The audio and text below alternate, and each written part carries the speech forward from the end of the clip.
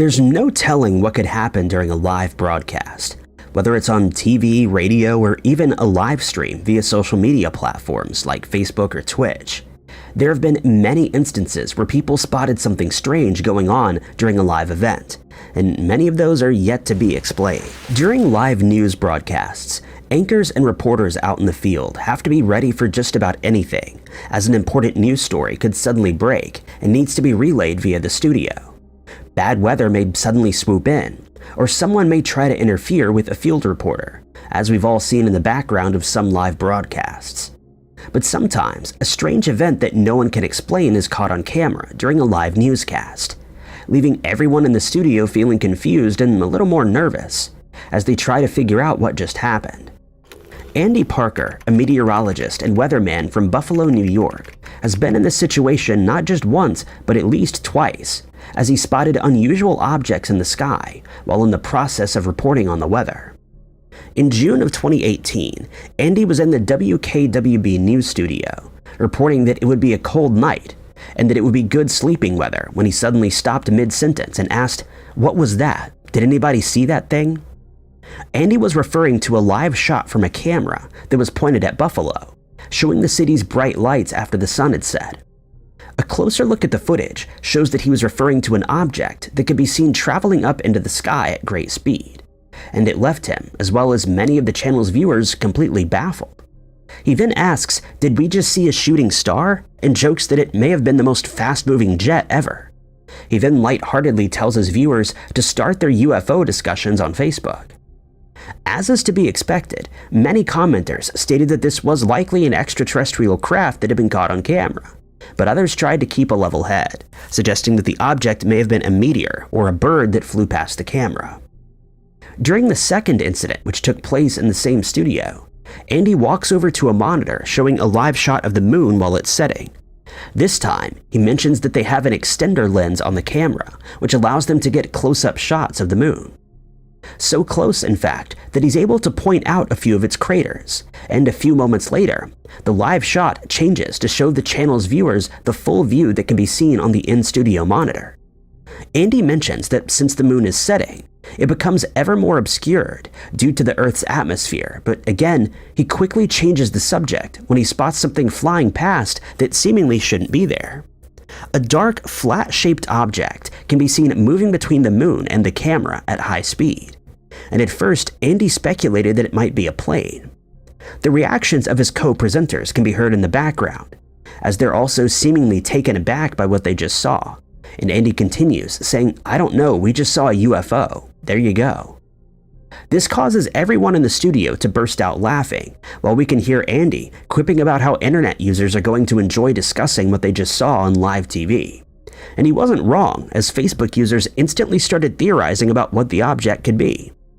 One user speculated that it could be a bug that flew in front of the camera's lens, but Andy quickly dismissed this in the video's comment section, stating that the object seemed to disappear behind the clouds at certain spots, and that this wouldn't happen if it were an insect.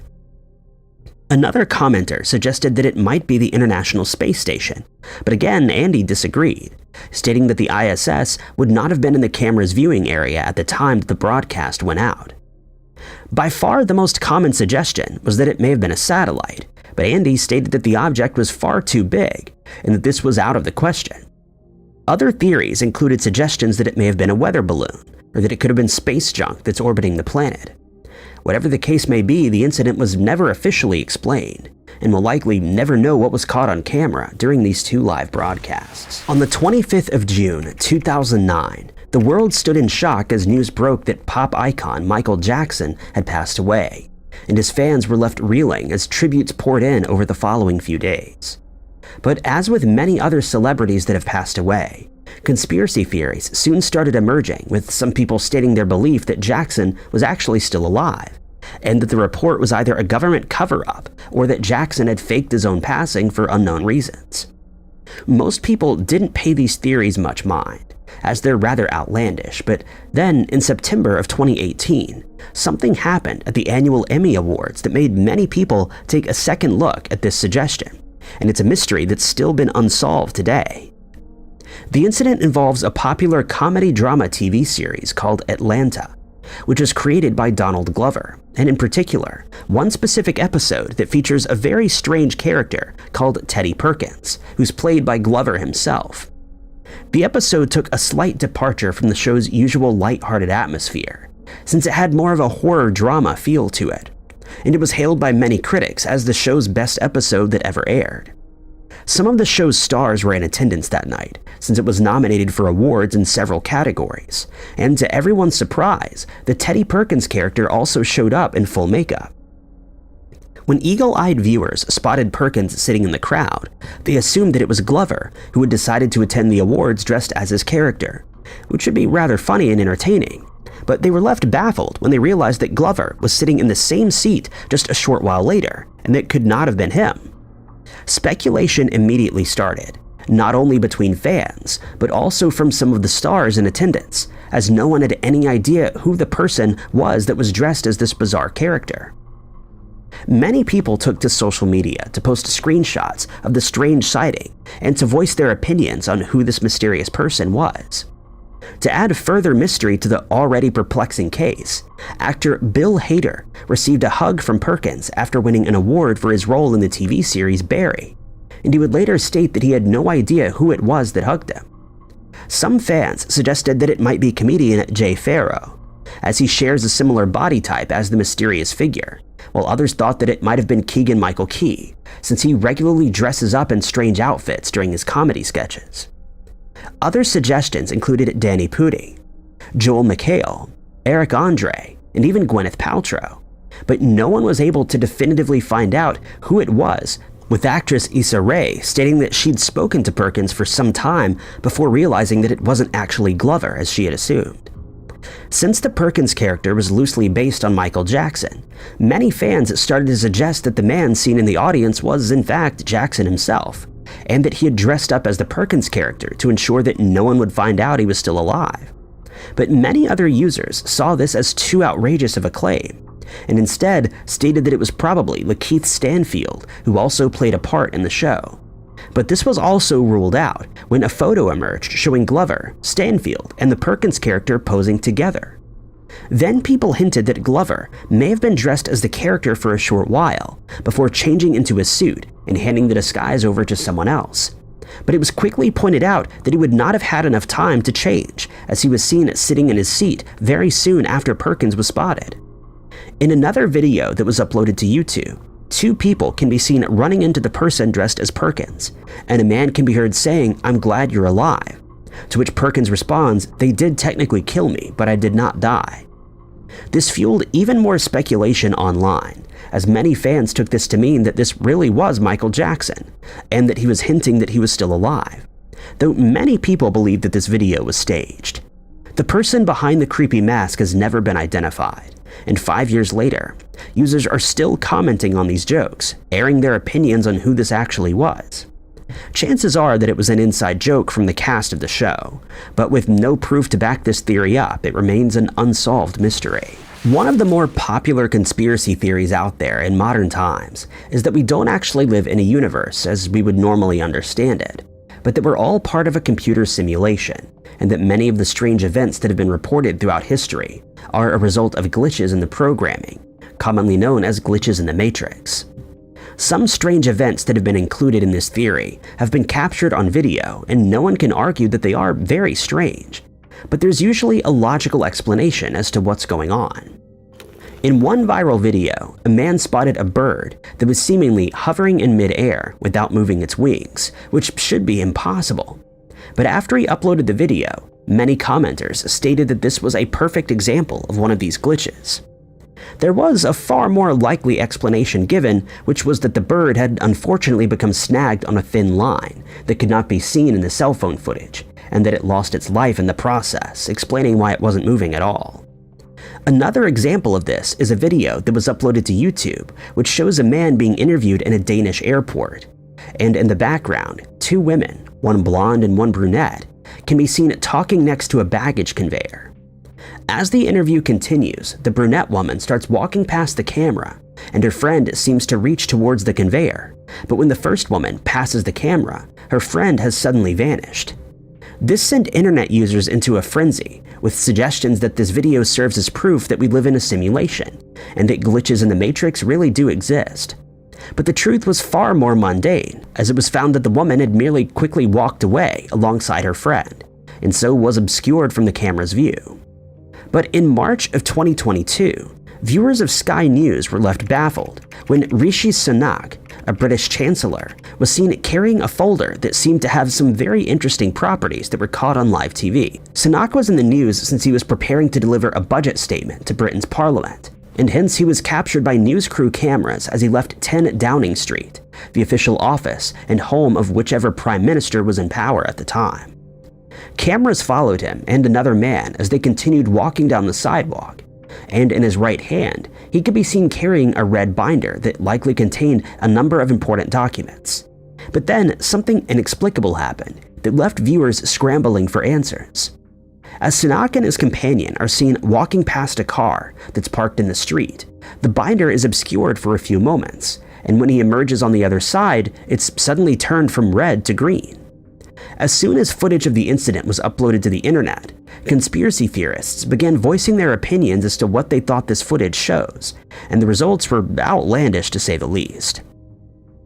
Some claimed that this was undeniable proof that the governments of the world are in possession of technology that hasn't been made available to the general public, and that this in itself pointed to a much larger conspiracy such as a New World Order. There were also some commenters who thought that this was a secret message that was not supposed to be seen by members of the public, and that this message had now accidentally been exposed, even though they failed to reveal what this message was supposed to relay.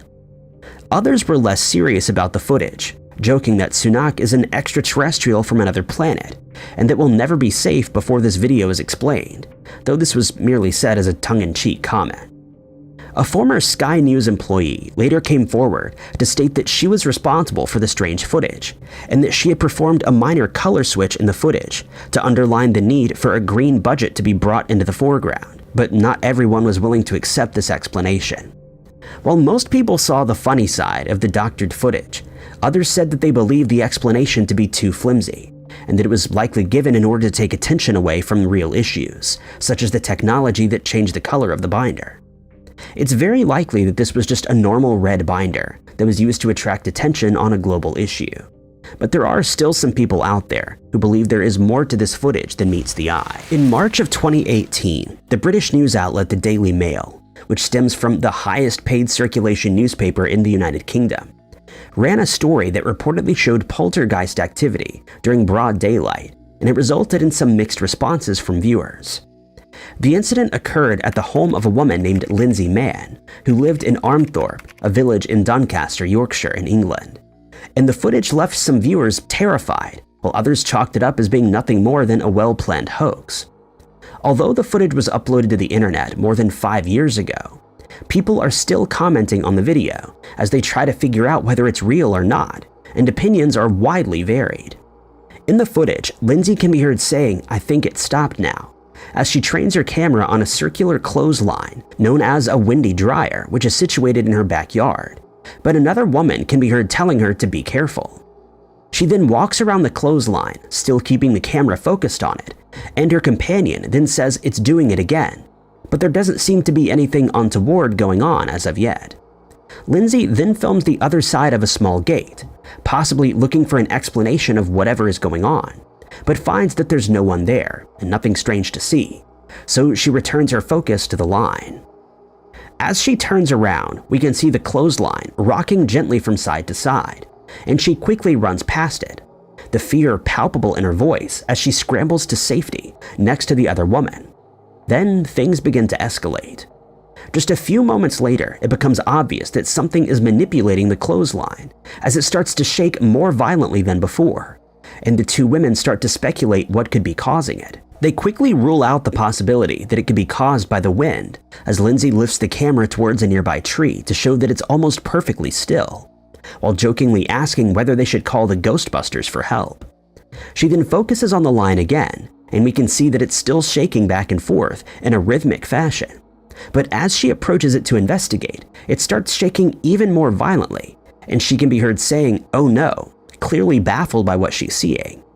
The second woman states that it might be caused by moles or something underground near the line's center pole, or that a small earthquake could be responsible.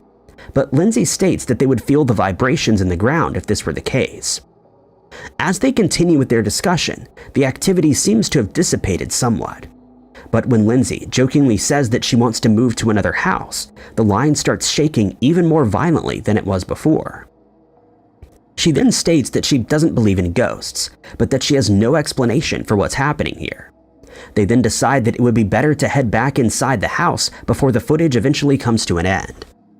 Since there are literally thousands of videos all over the internet, and specifically social media platforms, of faked poltergeist activity, many people were skeptical about the footage, stating that it could easily have been faked using a length of fishing line that could be suspended from one of the house's windows and tied to the clothesline.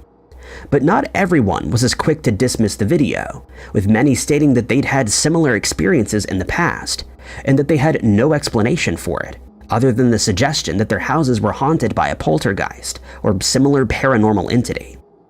Others pointed to the fact that Lindsay doesn't hold the camera still long enough for viewers to get a proper look at the clothesline, and that this likely meant that she was carrying out a hoax, but other commenters fired back, reminding them that she mentions her hands shaking while filming.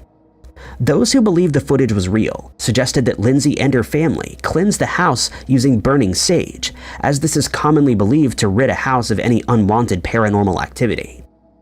There were also alarming comments that this may be the first sign of a sinkhole forming in the family's garden, and that they should move before the entire house is swallowed up by the earth.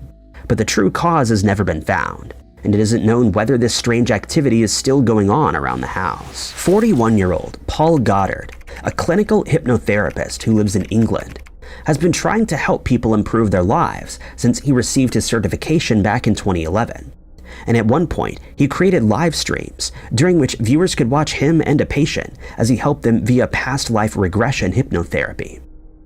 Before his life as a hypnotherapist, Paul used to DJ in nightclubs, but he suffered from a fear of rejection, and so decided to turn to hypnotherapy to overcome it. He stated that he brought Paul McKenna's book entitled Change Your Life in 7 Days, after which he found it much easier to approach other clubs for work. He adds that at one stage, his father was battling cancer, and Paul bought a hypnotherapy CD which helped his father look at life differently, as he was then able to distinguish between the things he could do and those that he couldn't. Paul had a similar session with one of his patients, a woman named Kate Ray, on the 7th of November 2022, when viewers who had tuned in to watch the live stream heard something that they couldn't explain, and they quickly drew his attention to it. Kate is a well-known spiritualist who decided to undergo past life regression with Paul's help, and after she was hypnotized, she started describing experiences she had while living her former lives. But what neither of them expected was to catch an EVP while the session was underway. At the time, Kate was explaining that she was a hunter-gatherer in Scandinavia during one of her previous lives, and at one point stated that she was now experiencing a time when she was 40 years old, but that she felt content with her life. But as she utters this phrase, a different female voice can be heard over the microphone, and after it was enhanced, many of Paul's viewers believe the voice said, "Tell her," though no one knows how this phrase could be connected to Kate's past experiences. I tell you the phrase that's come to me, that's an odd one. I tell you the phrase that's come... Neither Kate nor Paul heard the voice at that moment that the viewers did, but immediately after the voice is heard, Kate says, "I tell you, the phrase that has come to me is an odd one," though she was likely referring to the fact that, quote, her cheeks were blessed with the burn of life, so they feel very rosy, as she states directly afterward. After Paul learned about the voice that was caught on this live stream, he found the timestamp where it could be heard and enhanced it as much as possible, and he agrees that a woman seems to be saying, "Tell her," though he also has no explanation for what this could mean. Some viewers suggested that the voice was talking to Paul, and that there was some piece of vital information that he needed to relay to his patient, while others thought that it may have been talking to Kate instead, and that she needed to tell someone in her life something specific. Paul has also entertained the idea that the voice was speaking to Kate, and replied to some comments saying that it's very possible, since she then spoke about the phrase that suddenly came to her mind.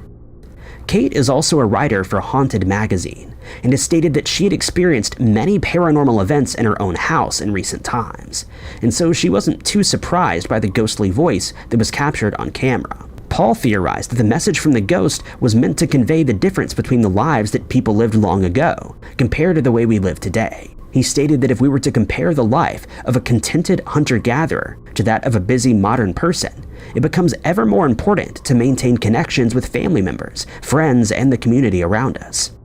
Though just about everyone who heard the voice during the live stream believed that this was the voice of a spirit, there are those who felt differently and offered different explanations for the strange sound. Some commenters stated that there may have been a problem with either Kate or Paul's microphone, and that what sounded like a spoken phrase might actually have been something much different, like a technical issue. It's also been pointed out that humans are naturally inclined to make sense of strange noises that they can't immediately identify, and hence some people suggested that this was merely a normal noise that didn't have any meaning behind it. But since Paul's viewers were watching an event that most people would consider far from normal, they immediately jumped to the conclusion that it was paranormal in nature. The Moment of Truth was a game show that aired in the US from the 23rd of January to the 28th of August 2008. It was based on a popular show called Nada Más que la Verdad that originally aired in Colombia. The Colombian version of the show was canceled in 2007 when one of the contestants, a woman called Rosa Maria Solano, admitted live on air that she had hired a hitman to end her husband's life. Contestants who chose to participate in the show were connected to a polygraph machine and then asked a series of 21 ever more personal questions. If they remained truthful until the end of the episode, they stood a chance to win $500,000. But if they chose to bow out before the end, they could still win some money. The first tier of the show, which contained 6 questions, was worth $10,000. The second was made up of 5 questions and was worth $25,000. Each subsequent tier had one less question than the last, and as they were completed, the prize money went up to $100,000, $200,000, $350,000, and the last question, if answered truthfully, would see them winning $500,000. But if they gave a false answer before reaching the $25,000 mark, they would be disqualified and left empty-handed. They could only choose to end the game before hearing the next question, and hence would have no idea how personal the next question would be. Contestants would answer the questions while connected to the polygraph before the show was aired, and without being told what the results were, would repeat the process again in front of a live audience. In February of 2008, the show saw one of its most infamous episodes ever, when a woman named Lauren Clary decided to participate in front of nearly 9 million viewers. To make matters more tense, her parents, husband Frank, and other family members were in the audience and could not have expected what happened later that night. Her first revelations were that she'd been fired from her job when she was caught stealing money, that she would rather give food to a stray dog than a homeless person, and that she had, at times, pretended to be asleep to avoid her husband. Then, as the questions got more personal, tension started to build in the audience. She next admitted that she was in the habit of removing her wedding ring whenever she went on a night out with her friends, and that she'd gotten married to her husband while she was still in love with her ex-boyfriend, who was also named Frank. Lauren's $100,000 question was asked by her ex, who wanted to know whether she would leave her husband if he were to suggest that they would get back together. And to the shock of the audience, and of course her husband, the answer was yes. She then admitted to being unfaithful to Frank while being married to him, and at this point he'd grown visibly distressed, sitting in the audience with his head in his hands. She chose to answer the next question for $200,000, and compared to the previous one, it seemed a sure thing. She was asked whether she considered herself to be a good person, to which she again answered yes, but the polygraph showed otherwise, and she had no choice but to leave the stage without a cent to show for her shocking honesty. Needless to say, Lauren's revelations badly affected her marriage to Frank, and just days later, the media reported that they were separated and possibly getting divorced. Statistics from the Centers for Disease Control and Prevention showed that about 800,000 Americans suffer a stroke each year, with around 25% of those being recurring cases that often prove to be fatal. While some strokes are mild and don't have any long-lasting effects, many more can be very serious and can have life-altering effects on the sufferer, such as the loss of motor functions, loss of speech, impaired vision, and paralysis to certain parts of the body such as the face.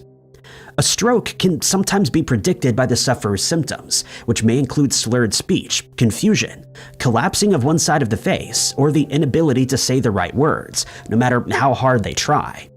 While some people are able to recover from even large strokes, others are more badly affected and end up spending the rest of their lives in a wheelchair or being cared for by someone else, since they're unable to do so themselves. In most cases, people who suffer strokes have no warning of the impending event, as was the case with a news anchor who suffered the beginnings of a stroke while live on air, and the confusion in her expression was plain to see. In September of 2022, Julie Chen was working as a news anchor for the 2 News Oklahoma channel, and at first her morning played out like most others. She reported on the weather forecast for the upcoming long weekend, listed the first few games that would be played in that year's football season, and explained that NASA had rescheduled their plans for the takeoff of their Artemis 1 moon-orbiting mission. She then moved on to the next story, which was that the Tulsa Air and Space Museum was to hold a watch party of the delayed Artemis 1 launch. But that's when she started to feel strange and struggled to find an explanation as to why. She would later tell medical staff that her left arm started to go numb, and moments later she had trouble seeing with one of her eyes. Nevertheless, she focused on the teleprompter in front of her and did her best to complete the story, but she was visibly confused. First, she confuses the words air and Artemis, takes a moment to gather herself and tries to continue, but she starts stumbling over her words and repeatedly looks down at her notes in an effort to get back on track. Viewers may have thought that she was simply distracted by something going on in the studio, or that there was a problem with the teleprompter, but the truth was far scarier than that, as Julie was about to discover. Realizing that something was wrong, she looked up at the camera stating, "I'm sorry, something's going on with me this morning, and I apologize to everybody." She then redirected the broadcast to meteorologist Annie Brown so that she could take a few moments to focus. But after some of her colleagues recognized what was happening, they dialed 911. She was taken to a hospital where tests revealed that she'd suffered the first symptoms of a stroke, but she was soon found to be well enough and was released. She thanked everyone for helping her via a Facebook post and reiterated that she was in no imminent danger. She resumed her post shortly after the incident, but stated that she'd be more vigilant in the future and warned everyone of the symptoms they may experience when they suffer a stroke. Reality TV shows are a dime a dozen these days, but back in the latter stages of the 1990s, the genre had just started to become popular in Japan, and many of the shows that were broadcast back then would never make it to our screens in modern times, thanks to the harsh conditions that participants had to endure. One show that seemed to take this to the extreme was called Suno Dimpon, which translates to "Do Not Proceed, Crazy Youth," though its English title was simply The Contestant. Most of the contestants on the show were aspiring comedians who saw their appearance on TV as a way of becoming better known. While this worked for a few of the contestants who went on to become famous, others completed the often sadistic challenges and ended up with nothing to show for it. The show ran for 4 years, and during that time, some of the better-known challenges included 2 comedians who were stranded on a deserted island. They were then told that the challenge would come to an end once they successfully built a raft and made it to Tokyo. They eventually made it off the island after 4 months and were then given a pedal boat, which they were told to use to reach Tokyo. After this, they were instructed to pedal from India to Indonesia. Another challenge saw a comedian and radio DJ being given the task to hike from South Africa's Cape of Good Hope to Norway. They were forbidden from using any of their own money, and before long they'd become dehydrated and were beginning to starve. While in the Sahara Desert, the comedian collapsed and had to be taken to a hospital via helicopter. Needless to say that many people felt the show went too far and that it should be canceled, but this didn't happen for years. One of the most famous challenges that's still discussed today involves an aspiring comedian called Tomoki Hamatsu. He'd seen the show before and knew that he'd be in for a tough time, but as is the nature of the show, he wouldn't find out what situation he would be put in until after signing up. In 1998, he was under the impression that he was merely auditioning for the show, but the producer, a man named Toshio Tsuchiya, took him to a small room. told him to remove his clothes, and then informed him that he'd receive food, clothing, and other necessities based on how many contestant coupons he could fill out every day. What made this challenge different from the other was the fact that Hamatsu had no idea he was on camera and that millions of people were watching him on their TV screens. The show became so popular that Hamatsu's challenge was eventually streamed online 24 hours a day. Hamatsu was determined to win the 1 million yen prize, and he was told that when he reached this amount, his challenge would be over. But months later, he was still in the room, still without any clothes, and he'd filled out hundreds of sweepstakes forms. Many of the items that he won were of no use to him, and before long they started taking up the little space that he had in the room. At one point, he won a large tent, while in another win he was given a bicycle. Sometimes he would win bits of food like a bag of rice or tins of dog food that he couldn't open since he didn't have a can opener. Eventually, the conditions started to take a toll on his physical and mental health, and despite being allowed to leave at any time, he endured this torment for 15 months. Hamatsu eventually won his million yen, but was then taken to Korea, where he was placed in yet another room and told to complete tasks in order to win his plane ticket home. Once this was done, he struggled to adjust to his normal life, but he eventually became a famous comedian after the show was finally canceled. One of the most unpredictable factors when working on live TV is the weather. We've all seen those reports where a journalist is out in a storm, reporting on the conditions when they're suddenly swept away by a strong gust of wind, or struck by a piece of debris during a tornado. While most of us wouldn't dream of venturing out into a storm, it's often expected of a journalist to do so, and in most of these instances they were more than happy to do so, since it shows their dedication to their role. But there have been a few instances where this turned out to be a bad decision. For instance, while reporter Jim Cantor was reporting on Hurricane Ian in 2022, he was struck by a tree branch that had been tossed around in the high winds, though he managed to escape serious injury. In 2024, Anderson Cooper was reporting on Hurricane Milton when he was struck in the face by a piece of fast-moving debris. He wasn't injured, but immediately looked at the camera, saying that he'd be heading indoors soon. But one of the closest calls of this nature happened in 2019, while Fox 10 Phoenix reporter Matt Roadwald was out in some very harsh weather in Phoenix, Arizona. The area had been seeing massive amounts of rainfall in just a few days, and some areas had started to flood, causing concerns amongst the city's residents. In the footage, Matt can be seen getting ready for his piece while a deluge of rain is falling around him. Before he has the chance to utter a single word, the area around him lights up as if someone switched on a spotlight. Just moments later, a lightning bolt can be seen hitting the ground just a few yards behind him, followed by the unmistakable sound of thunder. He swiftly scampers off camera to safety, but returns quickly to get his piece filmed. Surprisingly, the cameraman never seemed to budge, and Matt was able to complete his task before heading to safety.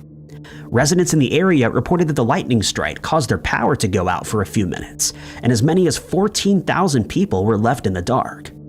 The storm resulted in several trees being blown over, hail damaging properties, and in other drier areas the high winds kicked up large dust storms that affected driving visibility. Luckily, no one was injured in this incident, though many of Matt's followers on X stated that they believed it was unfair for reporters to be expected to venture out into such dangerous conditions. On the 19th of August, 1987, 33-year-old Gary Stolman accompanied his father, Max, to the KNBC studios in Burbank, California. Max, a pharmacist, regularly appeared on the station's programs to give advice on illegal substance addiction. But this day would turn out very differently. At 4 p.m., the station was broadcasting its news segment when Stolman walked over to the presenter, David Horowitz, and produced a firearm, which he then used to keep Horowitz in his seat while ordering him to read out a series of statements that he had written down. Horowitz did remarkably well, given the situation that he was in, and managed to keep his composure despite having to read what sounded like the ravings of a madman. The notes contained the following statements. Stolman wrote that he'd been contacted by someone with ties to the CIA in 1981, who then warned him not to use computers, since CIA agents tended not to trust anyone who was adept at using them. Next, he stated that he started receiving strange and disconcerting phone calls from his mother and father, which led to his belief that something sinister was going on around him, though he was unable to figure out exactly what was happening. He added that he was then forced to spend time in a Tallahassee mental hospital, And while there, he managed to find out that his brother had been driven to insanity by someone who'd used the same tactics against him in the past. The broadcast was stopped after just 28 minutes, but Stolman had no way of knowing this, and hence forced Horowitz to keep reading his statements for a further 7 minutes, all the while still holding the firearm. He made mention of creatures from outer space, stated that Max was not his father, but a clone that had replaced him, and added that all of this was a plot by the CIA to overthrow the US government and the rest of the world. He then stated that the mental hospitals, which he believed were being run by the CIA, were treating patients badly, and he demanded that the US government release any and all secret Air Force files concerning UFOs that they'd kept hidden from the public. Once Horowitz had finished reading the nonsensical statements, Stolman seemed satisfied, and he placed the firearm on the table, stating, "Thank you, David. I couldn't have harmed anyone with this unloaded BB gun." The firearm was quickly removed, and when checked, it was indeed found to be a BB gun. But this didn't detract from the seriousness of the situation, and he was immediately arrested and charged with several felonies, including false imprisonment and burglary. Stolman was eventually given a sentence of 3 years probation, with the fact that no one was injured during the incident counting in his favor. Edward Wayne Edwards had a very tough time growing up. At a young age, he was placed in an orphanage where he states he was often abused. Following this, he joined the Marines, but he was dishonorably discharged after he went AWOL. He didn't fare much better after this, as he became a career criminal. He was arrested and charged with several robberies and arson, and at one stage he was placed on the FBI's most wanted list. Following his long stint as a criminal, he stated that he'd turned over a new leaf and wrote a book called Metamorphosis of a Criminal, which, as the title suggests, tells of his reformation from a criminal into a valued member of society. He held talks at churches, schools, and colleges, informing everyone who would listen that they should refrain from committing crimes, since this would only lead to their lives being wasted, rather than lived to the full. In 1972, he appeared on a game show called To Tell the Truth, the premise of which was that a panel of celebrities would come face to face with 3 unknown people, and it was then up to them to decide which of the group was a once career criminal. The celebrities then asked each of the men a series of questions, and in the end, they took turns to guess who the former criminal was. Some of the questions dealt with their time in prison, the degrees they attained while incarcerated, and their lives after they were released. In this instance, 2 of the 4 celebrities correctly voted for Edwards, while the other 2 were revealed to be a stuntman and the president of the Maryland Council of the Jewish National Fund, respectively. According to his daughter, April, Edwards was well liked in his community, but she always felt that there was something off about him, since he would say one thing and end up doing the opposite. Following his time in prison, he'd started buying houses that he would then fix up and sell for a profit. By all accounts, he seemed to be completely reformed, and from the outside, his relationship with his family seemed perfect. But April knew a different side of her father. One moment, he would be compassionate and loving, but the next, he'd become hateful and abusive, often berating his family over something trivial or becoming physically aggressive. Eventually, April and Edwards grew apart, but she could never shake the feeling that he wasn't who he claimed to be. And in 2009, she started looking into his past. She started looking at unsolved cold crimes that she believed he may have been involved in, and what she found left her shaken. After entering the search term, Cold Case 1980, Watertown, Wisconsin, in her browser, she found a case called the Sweetheart Murders, in which 19-year-old Kelly Drew and Timothy Hack had their lives ended by an unknown person. She realized that her family lived close to that area at one point, and she suspected that Edwards may be the perpetrator. She contacted the number provided by the website, and in the weeks that followed, an investigation proved that Edwards was indeed the killer. In 2009, it was revealed that he had also taken the lives of another couple in Ohio, and that he had taken the life of his foster son, Danny. He confessed to all of these crimes, but many people believe he may be responsible for many others, including the Black Dahlia murder and the tragic case of Jean-Benet Ramsey. Usually, when there's a report of someone sighting a UFO in the sky, there's only 1, 2, or a handful of witnesses that can corroborate their story, and hence many of these reports aren't taken too seriously. But in recent times, it's become commonplace for large groups of people to witness unidentified flying objects, leading to the number of people who believe that extraterrestrials exist becoming much larger. One such incident took place during a live TV broadcast in Lima, Peru, specifically on Yaya Beach, during an event that was called a UFO vigil. The area had become known as one of the most active UFO hotspots on the planet, and on the 1st of February 2020, as many as 200 people gathered at the beach in an effort to make contact with the extraterrestrial beings.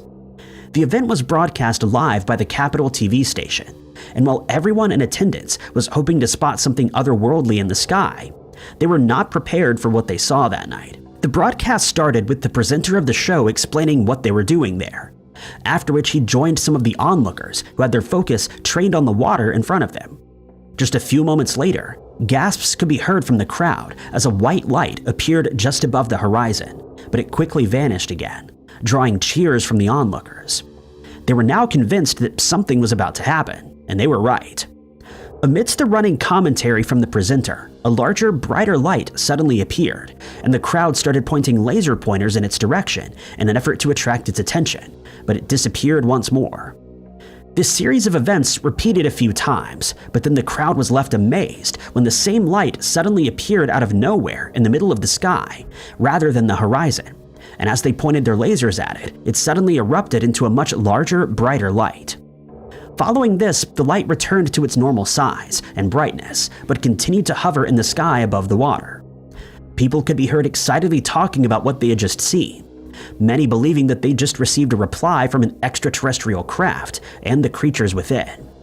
Unfortunately, the channel's cameraman was unable to hold his camera still for long enough, and for reasons unknown didn't zoom in on the object to try and identify it.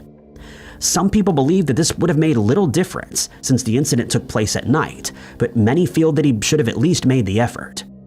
Skeptics believe that the light source came from a ship and that the captain of the vessel had grown irritated with the fact that the crowd was pointing lasers at his ship, prompting him to flash the spotlights that were on board. But the incident is considered by UFO enthusiasts to be proof that extraterrestrials not only exist, but that they've been visiting our planet for a very long time. Practitioners of Falun Gong claim that it's merely a Chinese spiritual movement that focuses on 3 main principles, including truth, compassion, and forbearance. It's also known by another name, Falun Dafa, which means Great Wheel of Buddha's Law. But many people feel that the movement is actually a cult, especially since its practitioners are known to oppose the Chinese Communist Party, evolution, homosexuality, feminism, and modern medicine. The movement was founded by Li Hongzhi in 1992, while he was working as a grain bureau clerk. While practicing Falun Gong, practitioners usually do a series of exercises that include meditation, which is said to help with their healing and well-being. But as the movement became more popular in the latter part of the 1990s, the Chinese government started to grow concerned that it may be a heretical cult, and in 1996 it made it illegal for anyone to publish any books written on Falun Gong, or by any of its practitioners. The following year, an investigation was launched in an effort to ascertain whether the movement was indeed a cult, but not enough evidence was found to prove this. But accusations soon emerged from the group that their phones were being tapped, their homes were ransacked on occasion, and their exercise sessions were routinely interrupted by security agents who worked for the government. By the end of the 90s, it was estimated that as many as 70 million people had adopted Falun Gong principles in China alone, and tensions between the group and the country's government continued to grow ever more tense. Articles were published outlining the dangers that the movement posed to China's youth, and this drew the ire of practitioners who held peaceful protests outside the newspaper's offices, demanding that a retraction be published. 45 people were arrested, and many more were assaulted by protest police, but 10,000 practitioners gathered 3 days later, demanding that those who had been taken into custody be released, but this had little effect. In 1999, thousands of Falun Gong members were either arrested or abducted, since they were reportedly identified by the government as leaders of the group. The government held the opinion that the group was spreading superstition amongst members of the public, and that this was causing social instability. As a result, the practice was banned in China, with the government branding it as an evil cult that posed a serious threat to the Communist Party. In retaliation, a group of still practicing members sought revenge against the government by hacking into a state TV station's broadcast. During this broadcast, a member of the group stated that they planned the hijacking to set the record straight, as far as Falun Gong was concerned. They also made reference to the thousands of people who'd been illegally detained by the government and stated that anyone who remained silent in the face of persecution or who turned a blind eye to what was happening should no longer consider themselves as human. An investigation found that 6 people were responsible for that and another subsequent TV hijacking, and they were all taken into custody. None of them were ever brought to trial, as they lost their lives while in police custody, leading many people to believe that they were used by the government as examples. While we've all seen footage of unidentified flying objects in the sky, those videos are usually recorded with someone's cell phone or video camera and then uploaded to the internet for everyone to see and weigh in on. This type of footage is usually grainy, making it impossible for anyone to truthfully say whether they're looking at an extraterrestrial craft, a big bird, or a plane flying in the distance. But opinion is usually divided anyway. It's far less common for such a sighting to be caught on live TV, especially during a live news broadcast. But that's exactly what happened in February of 2018, during a broadcast in Milwaukee. On the 27th of February that year, Fox 6 Wake Up News was on air at around 4:45 a.m. when the news team decided to look at one of their tower cameras stationed outside the building. What they suspected to see was a lovely sunrise in the distance, and while this was still true, they didn't expect what the cameras picked up in the skies above the city, and the show's presenters as well as their viewers didn't quite know what to make of it. One of the presenters could be heard asking, "Are those fireworks?" referring to what looked like a string of lights dancing across the dark sky. Her co-presenter could be heard saying, "Yeah, fireworks or something," but then asks the first, "Aliens?" drawing laughter from her colleagues. This clearly caught his attention though, and a few seconds later, he could be heard excitedly asking, "What the heck is that?" He's clearly baffled by what he's seeing, and then states it's getting weirder by the second. Viewers who were tuned in at the time described seeing the many lights moving across the sky in curious patterns, with sets of 2 lights often moving across the screen in the same direction. Other staff members in the background could also be heard expressing their surprise at the sighting, and eventually the first presenter stated that they'd be doing a little digging to try and figure out what the objects were. Very quickly, rumors started to spread that the TV station had accidentally stumbled across a group of extraterrestrial craft that was flying above the skies of Milwaukee, and it had all been captured by their cameras. But the hype surrounding the incident was short-lived when a reporter from the station decided to travel to the area below the objects, and there he discovered that it was nothing more than a large group of seagulls. Most people have accepted the explanation that the seagulls were being lit from beneath by the city's lights, making it possible for the cameras to pick them up from some distance away, and that the camera's slow shutter speed resulted in the birds looking like something otherworldly. Game shows take many different forms, such as general knowledge questions, physical challenges, puzzle games, and in some cases pure luck. But there are a few of these shows that follow an unexpected format, such as the British game show Bullseye, which focused on the sport of darts.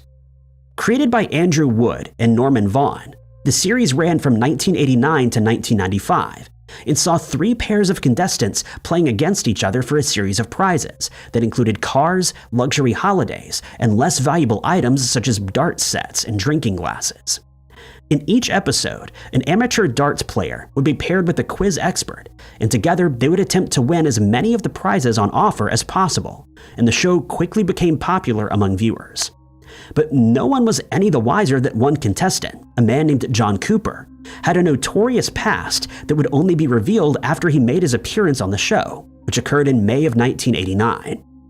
John, who hailed from Wales, was introduced by the show's presenter Jim Bowen, and he then went on to describe his love of Wales, especially its coastline, and the joy he found in his hobby of scuba diving. John made up the darts playing part of his team, and he didn't make much of an impact, as he and his partner were eliminated from the game in the first round, as he failed to answer the minimum number of general knowledge questions correctly. But he was allowed to return to the competition during a subsequent round, but again he failed to impress when he missed the target with all 3 of his darts. He was clearly disappointed by his performance, but took the loss in good spirits as he left the stage with a smile. Needless to say, his stint on the show was by no means a memorable one, but decades later, it's considered to be the most controversial appearance in its history, as he was since identified as a violent criminal. Just 3 weeks after appearing on the show, a man and woman named Peter and Gwenda Dixon from Pembrokeshire were enjoying a holiday in Oxfordshire, and they were held up by Cooper, who had threatened them with a firearm. He held them captive, tying them up near a cliff on the coast, and then forced them to hand over their bank cards and PIN numbers. Fearing for their lives, they did as he asked, but as soon as they did so, Cooper fired his weapon and ended both of their lives. Cooper became a suspect in the case after he was arrested and charged with 31 instances of burglary. When investigators learned that he'd appeared on Bullseye just a few weeks before the murders, they looked at a copy of the episode. They were shocked to discover that Cooper had described the very spot where the Dixons lost their lives, and that he bore a striking resemblance to a police sketch that had been created thanks to witness statements. A firearm that was retrieved after a failed robbery contained traces of Cooper's DNA, and in his house they found biological material belonging to Peter Dixon on his clothing. Further evidence showed that he was also responsible for another double murder, that of siblings Richard and Helen Thomas, which occurred in 1985. He was arrested in 2009, and in 2011, he was sentenced to spend the rest of his life in prison without the possibility of parole.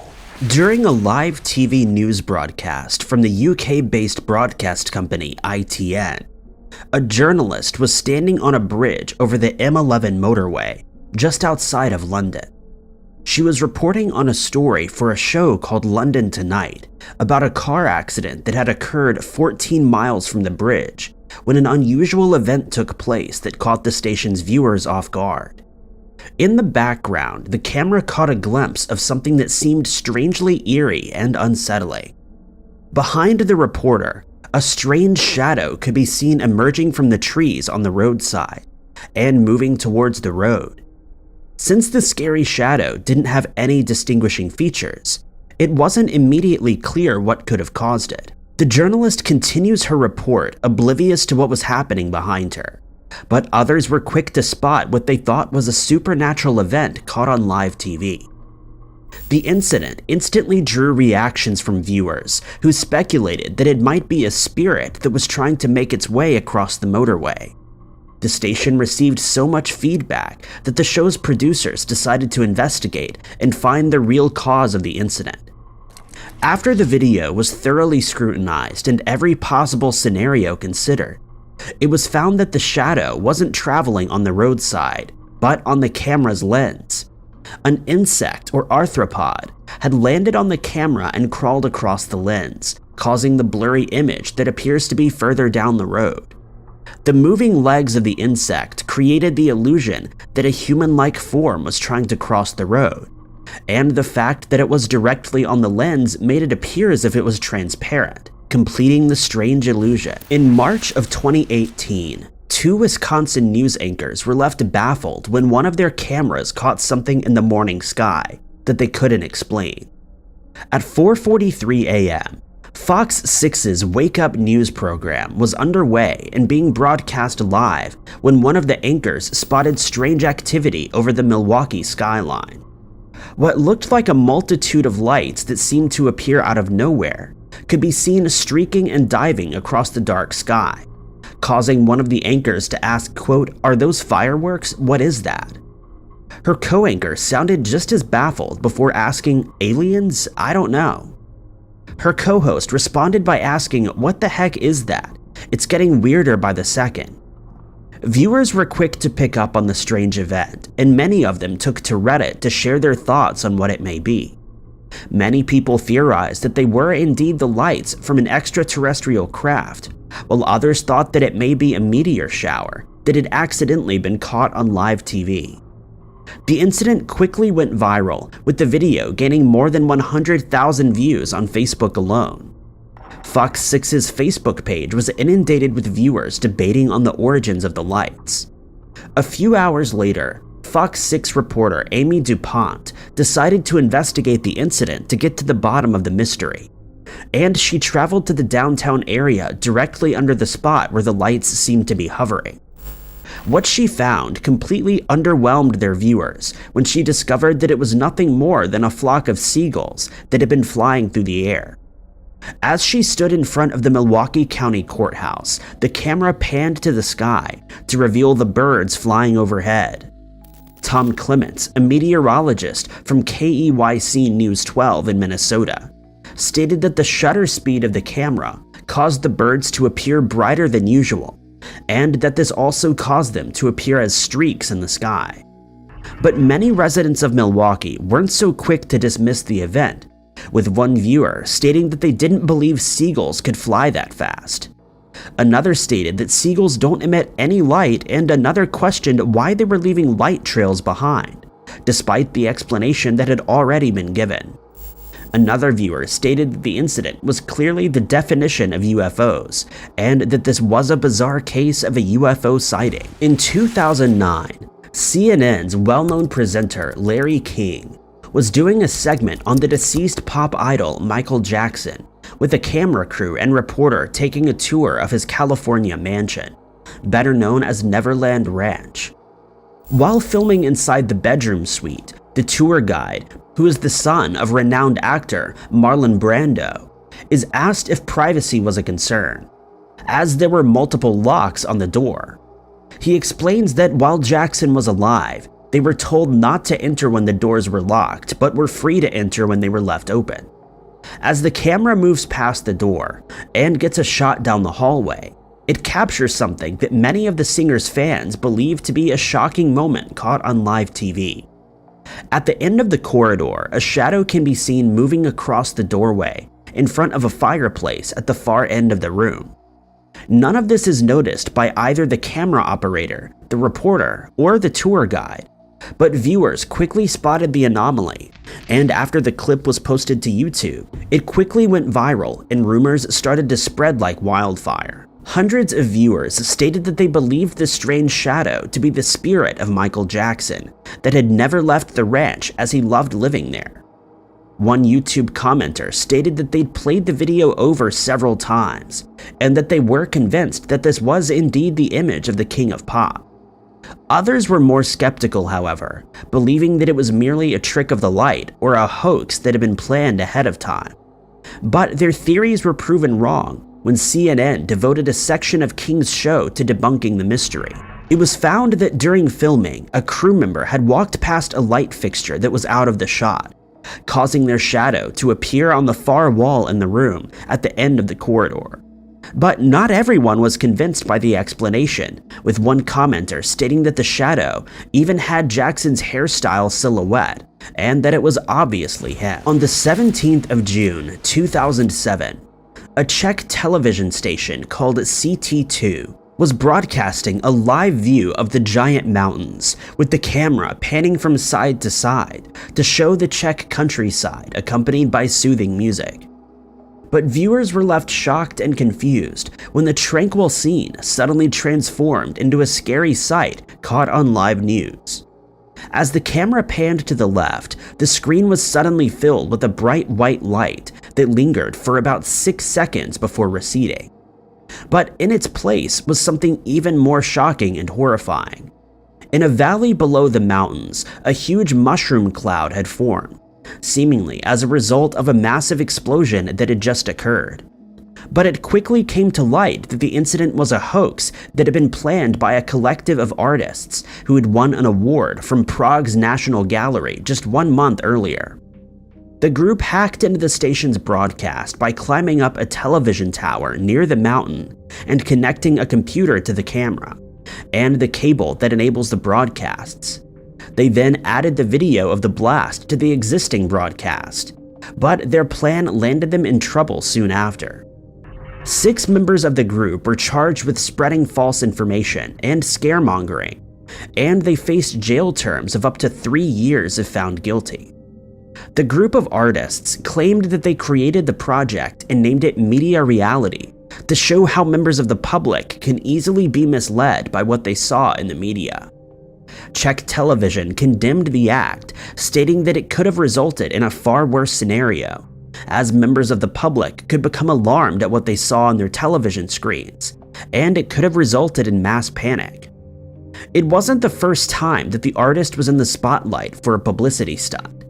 In 2004, the group covered a neon heart sculpture at Prague Castle, turning it into a large question mark in honor of their president who had just stepped down from his position.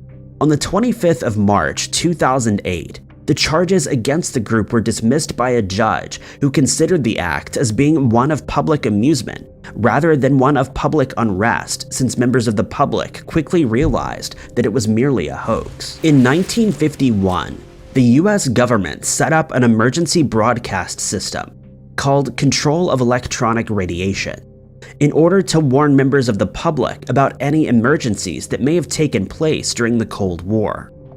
When the system was activated, it would force most radio and TV stations off the air, and selected stations would then broadcast an emergency message. This was done so that no enemy direction-finding equipment could lock on to the broadcast, as it would be switched between 640 and 1240 kilohertz between alternating stations. But on the 20th of February, 1971, a shocking event took place on live TV that left members of the American public fearing for their lives. An emergency message was sent out to the teletype of every radio and television station, and it read, quote, "Message indicator, hatefulness, hatefulness. This is an emergency action notification, EAN, directed by the president. Normal broadcasting will cease immediately." The word hatefulness was a match for daily code words that broadcasters received to verify such an emergency message. Broadcasters immediately interrupted their programming and continued to read a federally mandated script informing members of the public that the government had requested for them to disrupt their broadcasts, causing viewers to panic as they thought they might be under attack. Viewers and listeners placed calls to the station, asking for more information and asking what action they were supposed to take.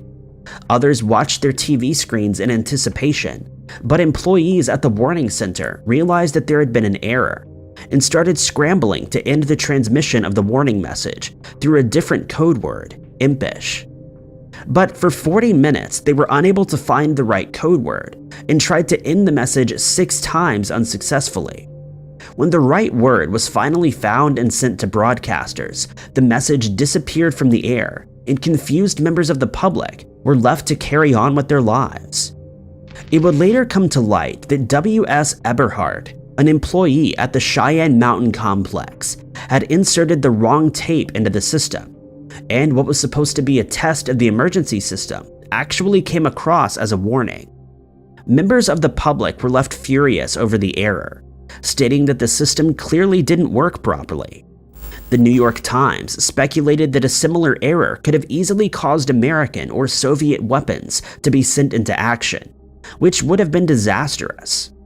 The emergency alert system that's used today is far more reliable, including alerts that are even sent to cell phones. There's an old adage in the film and television industry that says no one should ever work with children or animals, since they can be unpredictable and in many cases don't take direction very well, which is understandable. But there's no doubt that movie and TV audiences are attracted to animals, which is evidenced by the high-ticket sales usually associated with the children's films that are centered around furry critters such as cats, dogs, or farm animals. It's also not uncommon for TV shows, such as early morning breakfast shows, to bring animals onto the set from time to time, not only to increase their viewership, but also to educate their audiences about the way these animals live, what they eat, and the habitats that they normally live in. But these segments don't always go to plan, which was the case in 2016 when WBZ-TV sports anchor Steve Burton welcomed a few animals from the Rainforest Reptile Show onto the set, the result of which was an incident that he says he will never live down. This wasn't the first time that Joni Gallagher and Michael Ralbowski had been featured on the show. In 2013, they were invited to show off some of the animals that they have, and brought along a boa constrictor, tarantula, scorpion, and rattlesnake. On that occasion, the show went off without a hitch, and understandably, Burton must have felt even more comfortable the second time around, when the pair returned with a new set of animals 3 years later. But his confidence would take a serious hit as soon as he saw the animals that were being featured. Among them were an alligator and a crocodile that, as it turns out, were not very fond of each other, but this would only become apparent later in the show. At one point, Ralbowski hands the alligator to Burton, who still seems relaxed and calm about handling such a dangerous animal. Ralbowski assures him that it's safe since he's taped the gator's mouth shut, and tries to explain that the alligator will not be able to break through it.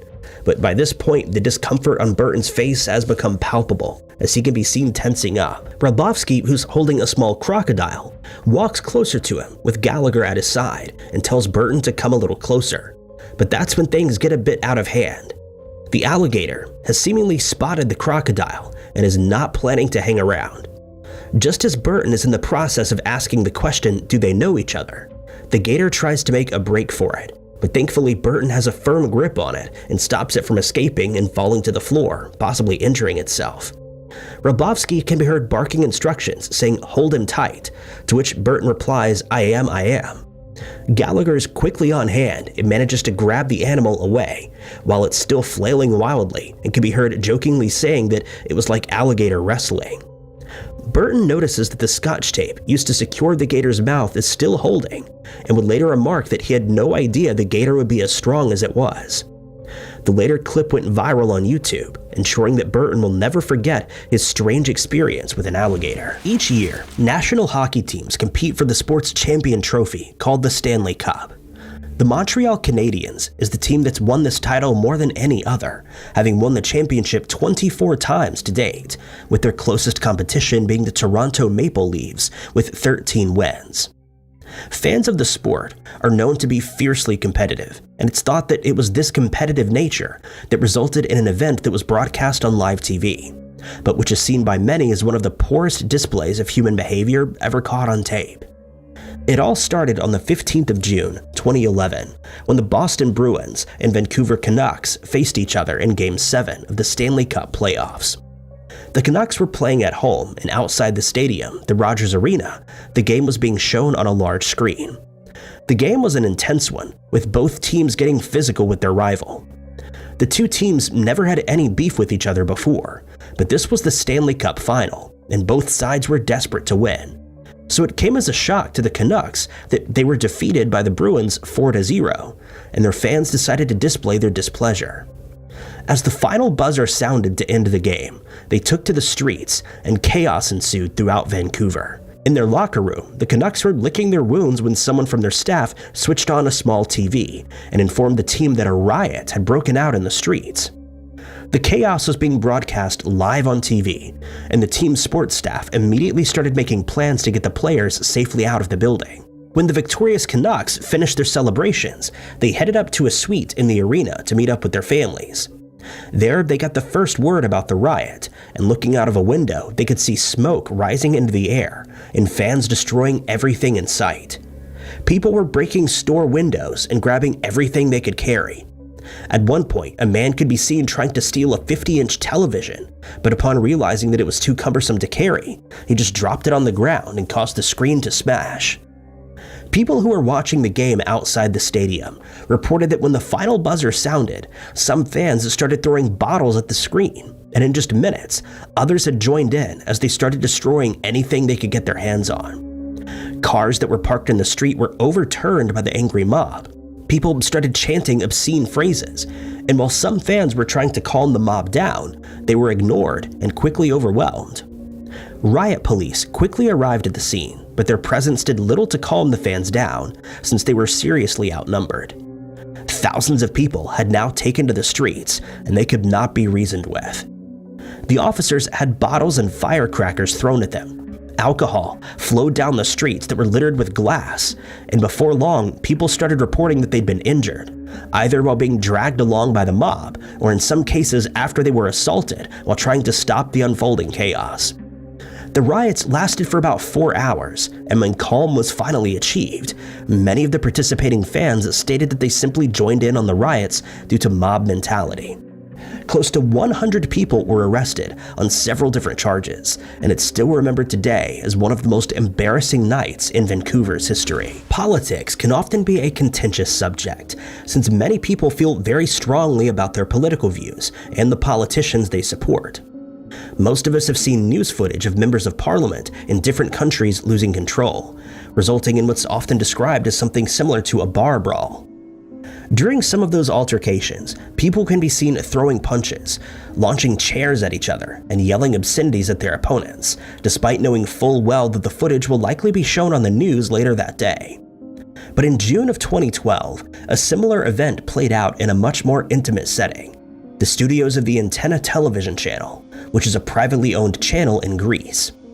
The program in question was being broadcast early in the morning and dealt with the country's political climate as they approached a repeat election that was set to take place in July of that year. Among the guests in attendance were Ilias Kasidiaris from the far-right Golden Dawn Party, the Communist Party's Liana Kanelli, and Reina Doru, who was representing the radical left-wing Syriza Party. At first, the show seemed to be going well, with each of the guests making their respective points and answering questions from the station's host, Georgios Papadakis. But things got out of hand very quickly, much to the dismay of the host and the channel's viewers. At some point during the debate, Doru made mention of a court case that was still pending against Kasidiaris, following an armed robbery that was committed in 2007, and he was less than impressed, to say the least. It immediately became clear that he was about to lose his temper. But Doru continued, stating that the country was in a state of democratic crisis since certain individuals who had set Greece back 500 years had been allowed to become members of the Greek parliament.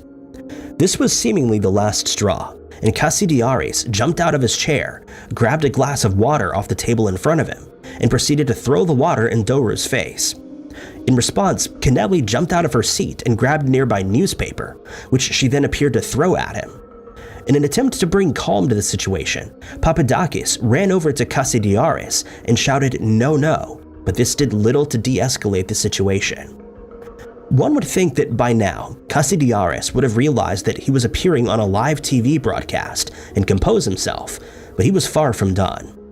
With all three party members still yelling at each other, he turned to his next target, Kanelli, and to everyone's shock, slapped her across the face 3 times in quick succession.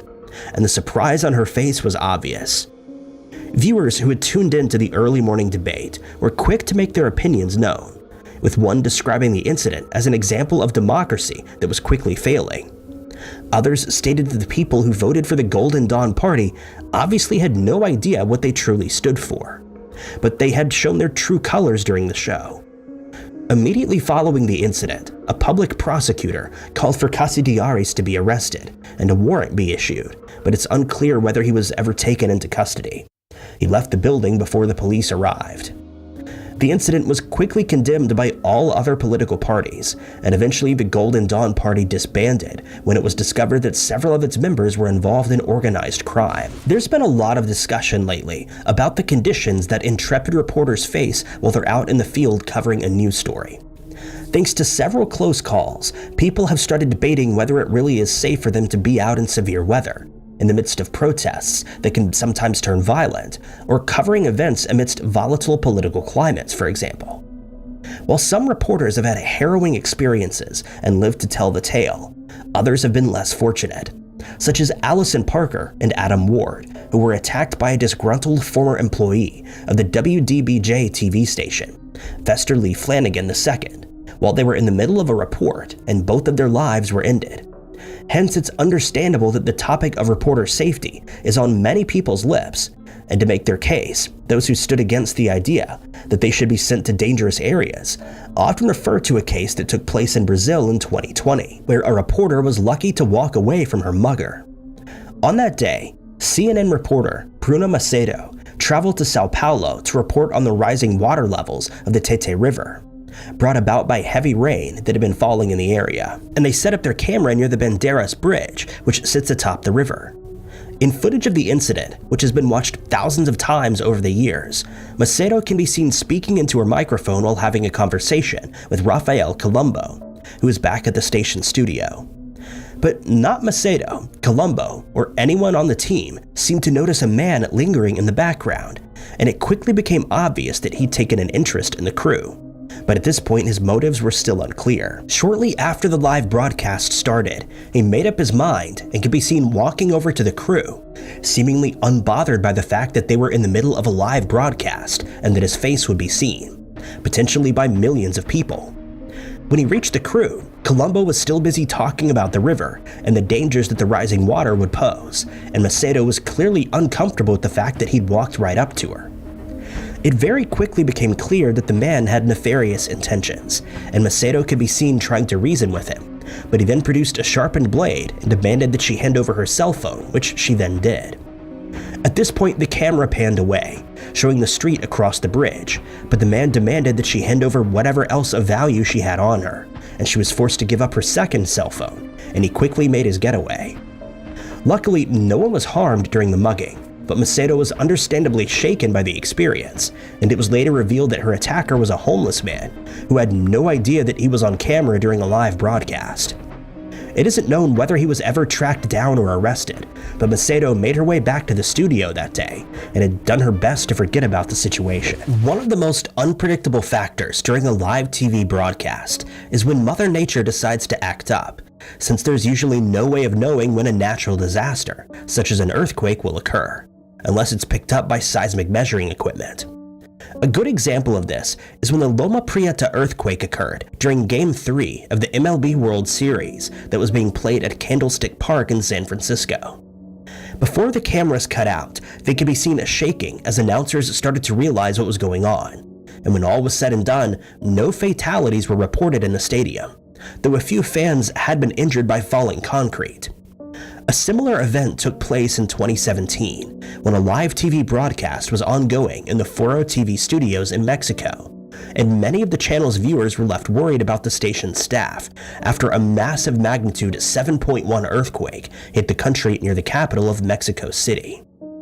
The quake was far more serious than first assumed, as it leveled buildings in the city and cost more than 200 people their lives, which makes the fact that everyone at the studio walked away unscathed all the more miraculous. When the quake hit, the station's news anchor was busy discussing a story with a reporter that was out in the field when the sound of earthquake sirens could suddenly be heard in the background.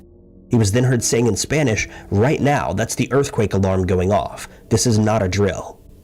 Studio lights could be seen starting to sway back and forth while the cameras were also visibly moving. He continued, saying, "We're feeling an earthquake now. The floor is moving." And a few moments later, the studio's audio cut out. He tried to give the station's viewers as much advice in as short a time as possible, stating, "You already know what you've got to do. Stay calm and evacuate immediately. I'm going to get up and evacuate." He then jumped out of his chair and fled out of the camera's view to safety. Moments later, the station cut to a shot of a camera that was positioned outside, and it showed the city from a distance as everything continued to shake. Switching back to the studio, it immediately became clear that this was a powerful quake, as the lights were now not just rocking, but being violently thrown from side to side. But it's also clear that everyone had already evacuated to safety. It would later be reported that this was the largest and most powerful earthquake that the country had seen in as many as 3 decades, and a massive amount of damage incurred as a result. In yet another live TV incident involving politicians who couldn't control their tempers, viewers were left appalled when 2 Jordanian politicians started attacking each other after a difference of opinion. The incident occurred during a lively debate between journalists Shakir al-Johari and Mohammed al-Jayusi on the Syrian TV channel 7 Stars in May of 2014. They were discussing a war that had been raging for 3 years between Syrian President Bashar Assad's government and opposing rebels that had, according to activists, cost as many as 150,000 lives. At one point during the broadcast, al-Jayusi accused al-Johari of siding with the rebels, causing him to instantly lose his temper. He fired back at his opponent, accusing him of in turn receiving undisclosed amount of money for supporting Assad, and that, it seems, was the last straw that broke the camel's back. The 2 men jumped out of their seats after a lot of finger-pointing between them, and despite the host's best efforts to keep them calm, grabbed the large desk behind which they were sitting and were shoving it back and forth between each other. The host was visibly distressed at this point, but could do nothing to de-escalate the situation, as the 2 men continued their tug-of-war with a piece of furniture. Eventually, all their shaking caused the tabletop to break free from the rest of the table, and the bottom could be seen falling to the ground and rolling over. But still, the 2 men kept pushing and shoving, in somewhat of a futile effort to gain the upper hand over the other. Eventually, one of the men somehow made his way across the room and delivered a kick to his opponent's leg, but luckily didn't hurt him. The brawl was finally brought to an end by other studio staff members that managed to wrench them apart, and calm was restored. But this wasn't the first time that al-Johari was involved in such an incident. In July of that same year, he and a lawyer appeared on the JoeSat TV channel to discuss the same topic, the ongoing war. As the two men were about to take their seats to discuss a speech made by the president, al-Jawhari realized that he'd be seated on the same panel as the lawyer, and this caused him to fly into a fit of rage. He started yelling insults at his opponent and the host before grabbing his water bottle and throwing it at the man. He followed this up by hurling his pen at him, and moments later, the lawyer retaliated by picking up a chair and threatening to hit al-Jawhari with it. But al-Jawhari was quick on his feet and managed to grab the chair and wrestle it away from him before attempting to hit him with it instead.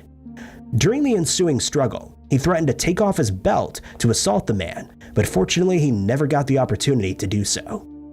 It seemed as though the brawl would spiral out of control, but the show's producers and the host managed to step in between the two men and convince them to stop their behavior that was being broadcast live across the country. On the 15th of January, 2009, U.S. Airways Flight 1549 was headed to Charlotte in North Carolina after taking off from New York, but it would never reach its destination as it went down in the Hudson River during a harrowing incident that was captured by security cameras in the area, and the aftermath of which was broadcast on live TV.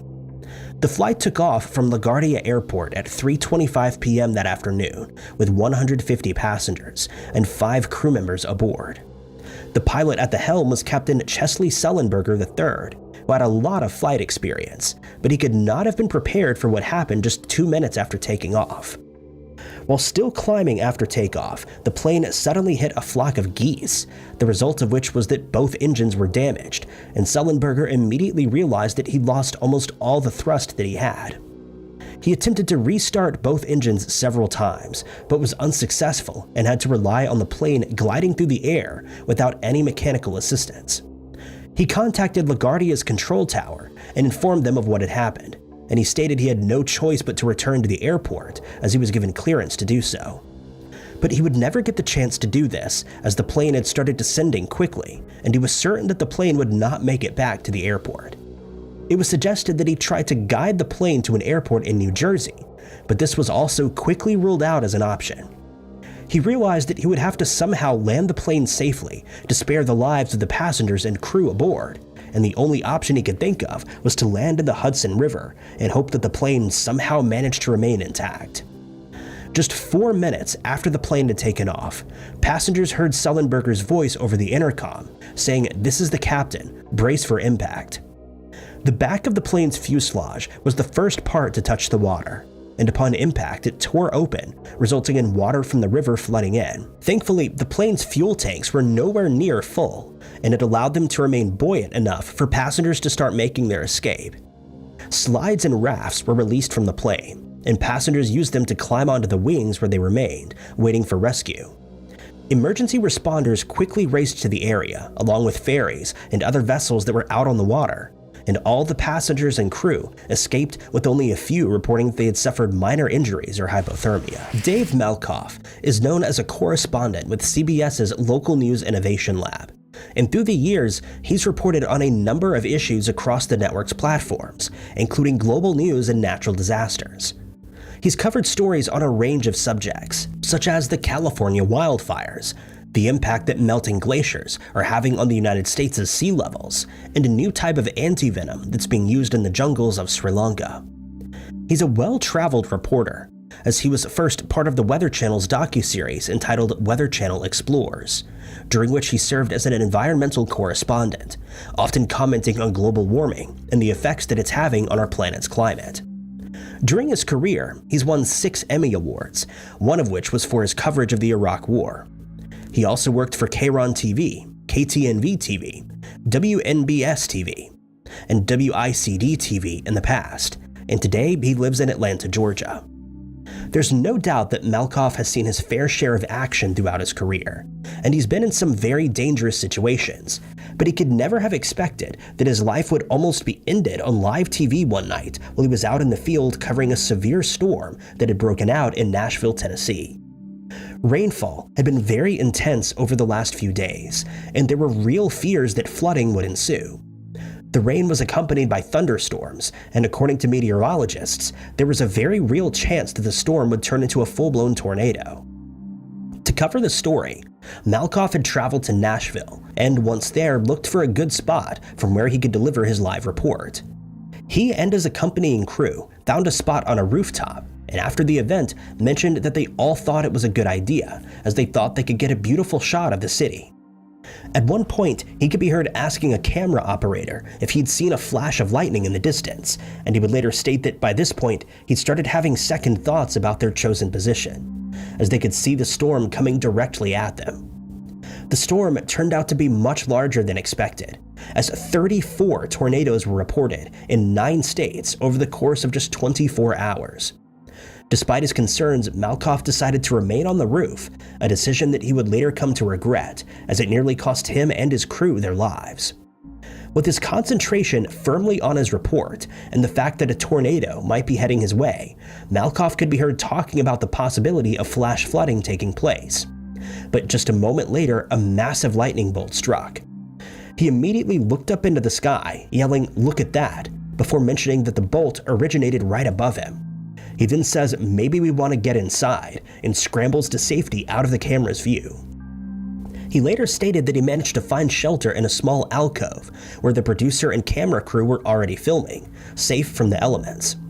He later remarked about the unpredictability of nature, and while he was good-humored about his ordeal after that, he added that he was thankful to have escaped injury, since his life could have been ended in that very instant while delivering a report on live television. Being on a plane and then being informed that the pilot will have to make an emergency landing is an experience that most of us will never have to have. But imagine hearing those words and then watching the very plane that you're on while it's being shown on live TV. This is exactly what happened to passengers on JetBlue Flight 292 on the 21st of September 2005 while they were traveling from Bob Hope Airport in Burbank, California to John F. Kennedy Airport in New York. 140 passengers and 6 crew members were aboard the plane when it took off at 3:17 that afternoon, and the pilot, Captain Scott Burke, would later state that the plane had been thoroughly inspected before takeoff and found to have no defects. But as soon as the plane took to the sky, it became apparent that this would be no ordinary flight. Bells started going off in the cockpit, signaling that the plane's landing gear had failed to retract as it should. While this posed no problem while the plane was in the air, it would cause a serious issue once it reached its destination, since it wasn't known whether the landing gear would work properly. Burke and his co-pilot both started reading through their manuals to find a solution.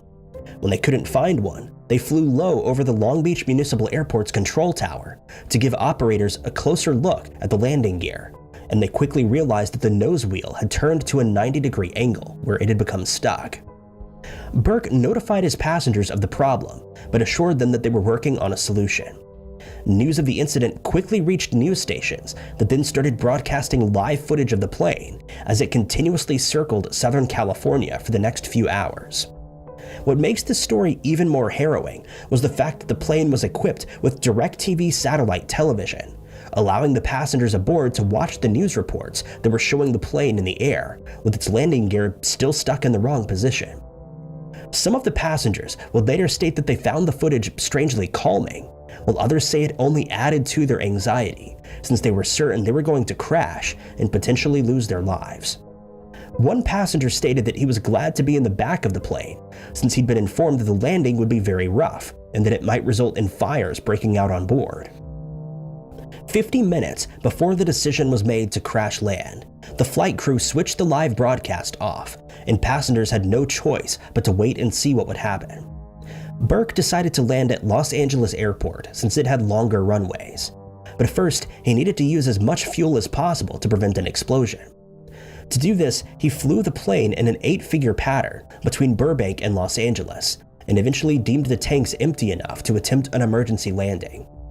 Some of the passengers tried to contact their families, while others were in silent prayer, and others understandably found it hard to contain themselves.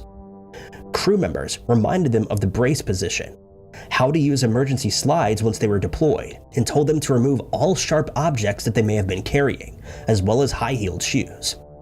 Passengers in the front were moved further back, giving the plane the best chance of keeping its nose up for as long as possible.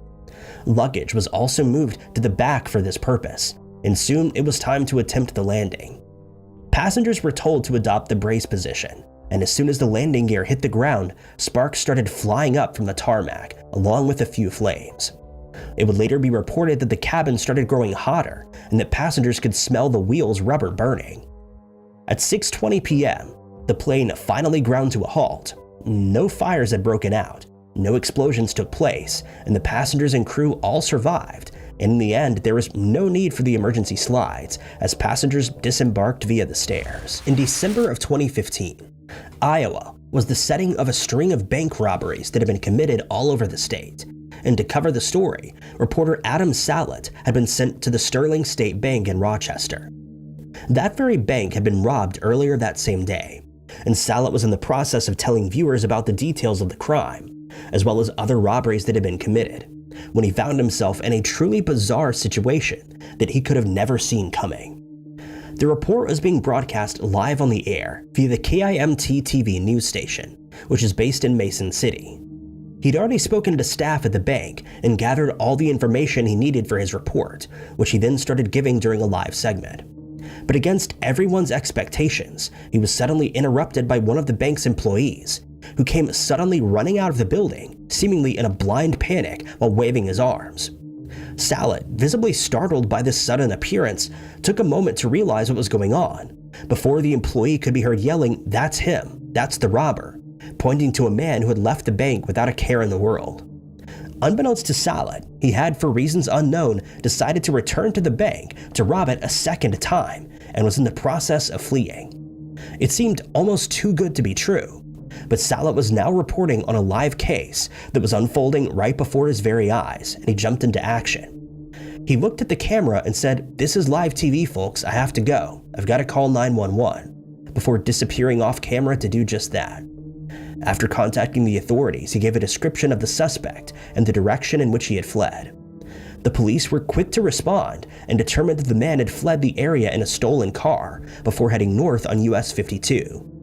They managed to track the vehicle that he was driving, and upon being arrested, he revealed that his name was Ryan Lisco, a 36-year-old man who lived in Rochester, Minnesota. He was out on parole after robbing another bank in 2009 when he decided to commit another robbery, and then followed that up by robbing the same bank again. Lisco was taken back into custody in order to spend 115 months in prison for 2 new counts of bank robbery, during which he managed to get away with about $3,000. Thank you guys so much for watching. If you liked this video, be sure to hit that like button. Also, don't forget to subscribe and click that notification bell to keep up to date with all of our future uploads. But my name is Ty Knotts, and I'll catch you guys in the next video.